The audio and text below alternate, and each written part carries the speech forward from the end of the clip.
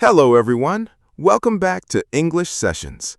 I am Mike, and today we are talking about something very exciting and very personal. Yes, today's topic is this: how to talk about your dreams and future plans in English. This is such an important topic. Whether you're talking with friends, in a job interview, on a first date, or just getting to know someone new, people often ask about your dreams and plans. And so many learners freeze completely when this question comes up.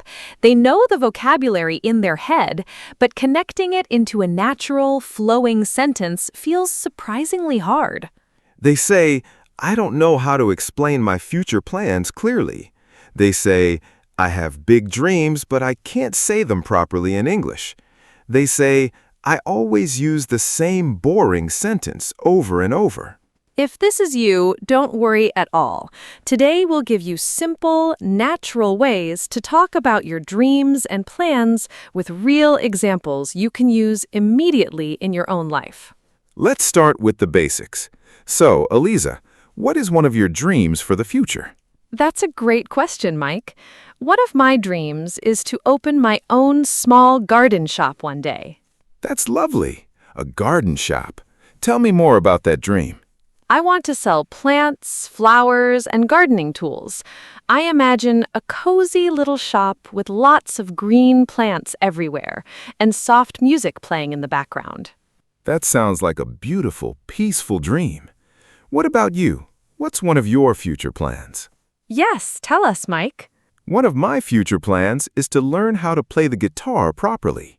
I've always wanted to, but I never had enough time until now. That's a wonderful plan. See, talking about dreams doesn't need to be complicated at all. We just used simple phrases like, one of my dreams is to, and one of my future plans is to.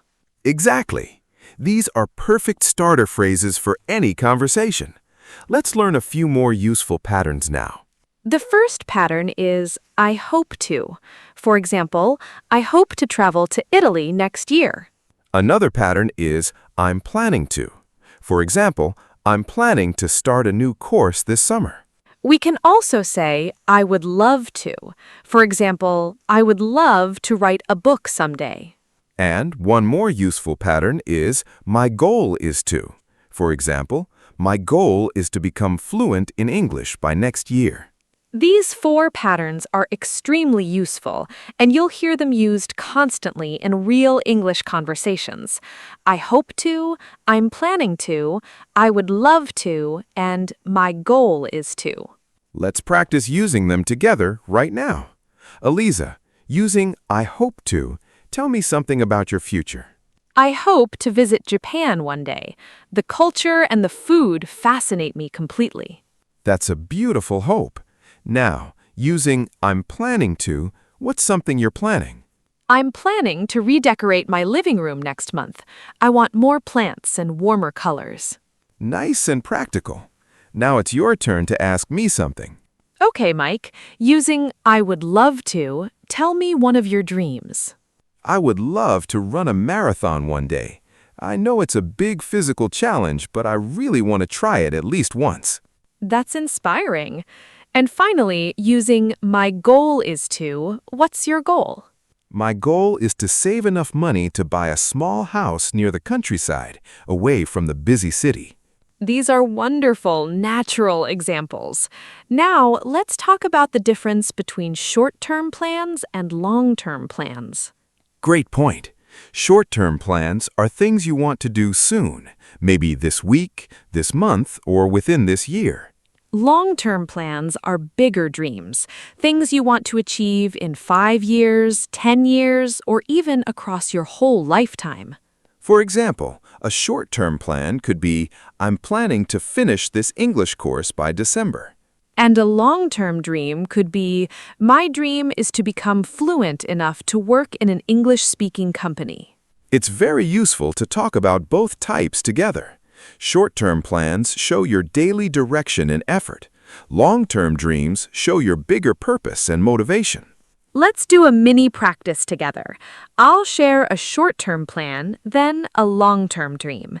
This week, I'm planning to read one full English book, and my long-term dream is to speak English as naturally as my own native language. Beautiful. Now, my turn. This month, I'm planning to practice speaking English every single day without skipping, and my long-term dream is to travel around the world while working remotely. Now, let's talk about how to explain why you have a certain dream. This small addition makes your answer feel much more personal and interesting to listen to. Yes, we can use because to explain our reason clearly. For example, I want to learn Spanish because I have family living in Spain. Or we can use so that to explain the result we're hoping for. For example, I'm saving money so that I can travel comfortably next year. Let's practice this together. Aliza, tell me a dream and explain why using because. I want to learn how to cook Italian food because my grandmother was Italian, and I want to feel more connected to her memory. That's such a touching personal reason. Now, using so that, tell me another one of your plans.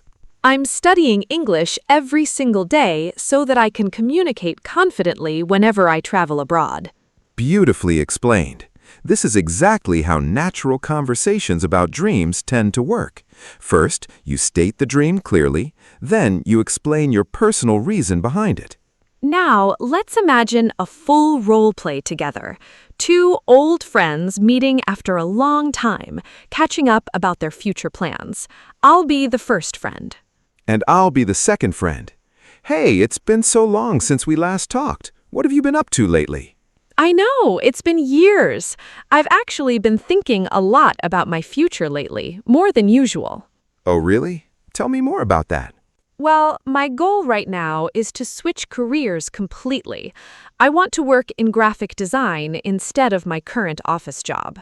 Wow, that's a big change to make. What made you decide this? I've always loved design, even as a hobby, and I feel like life is too short not to follow what I truly love doing.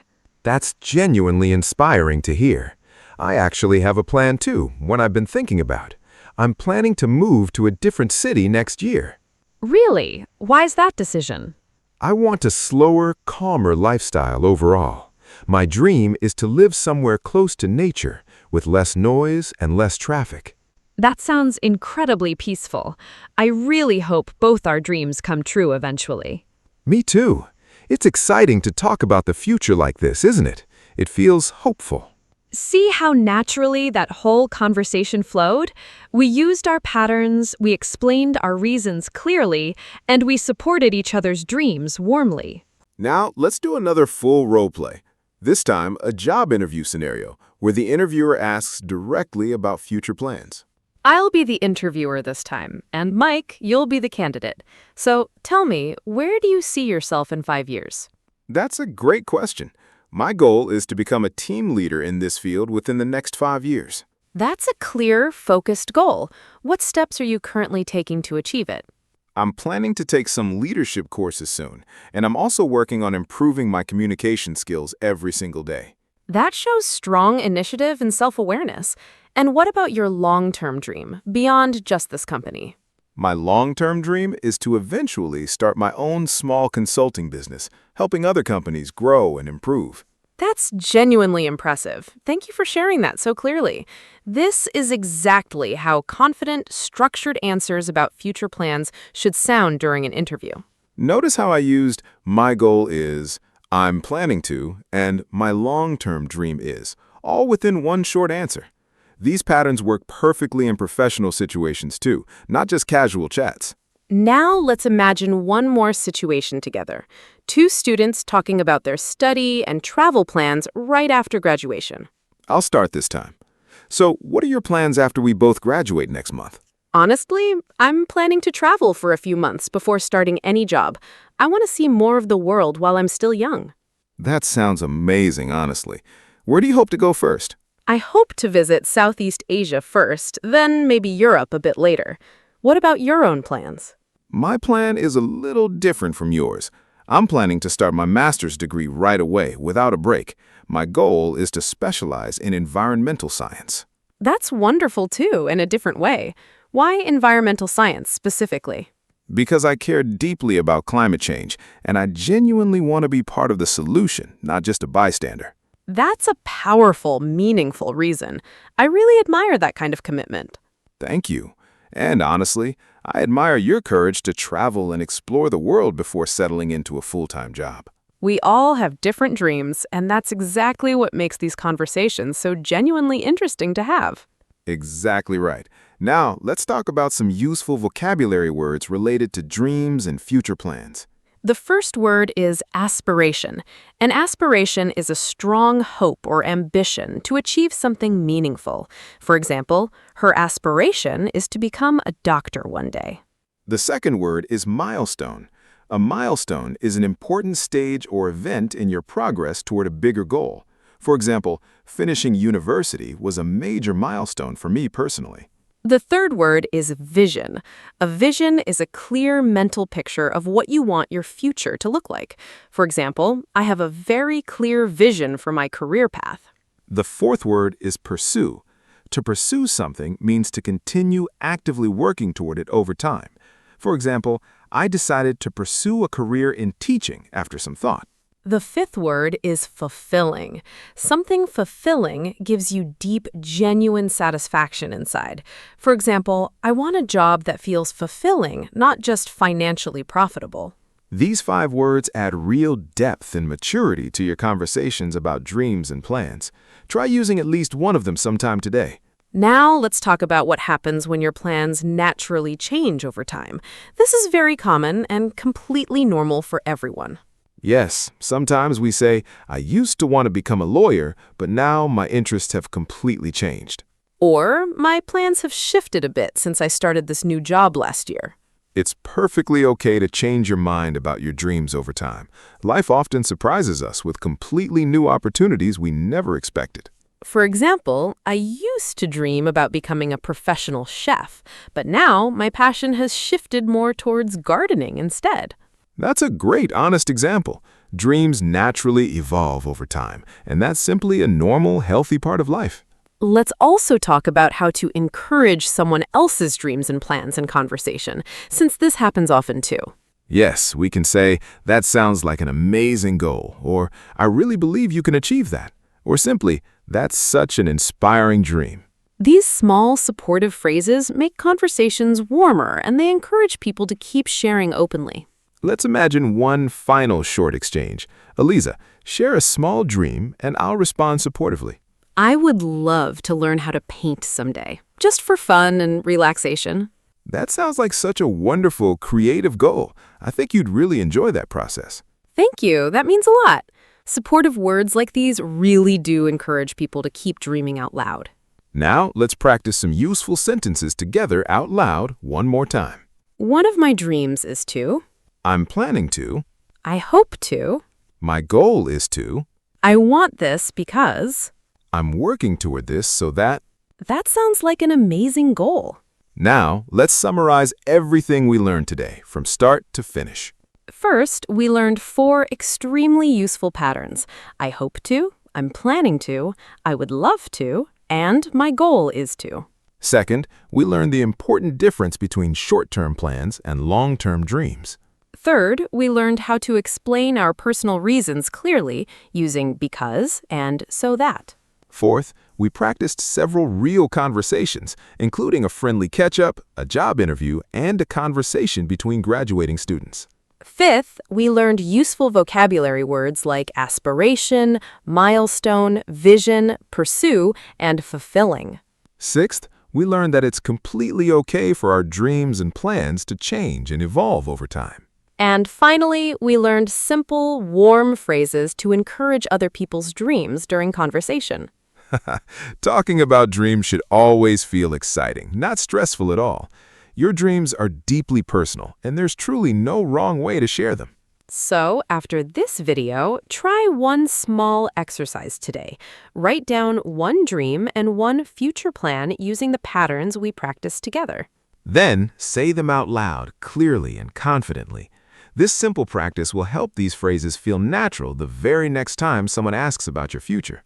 Thank you so much for spending your valuable time with us today. Keep dreaming big and keep practicing your English every single day. And remember, every single dream starts with one simple sentence spoken with quiet confidence. See you in the next video.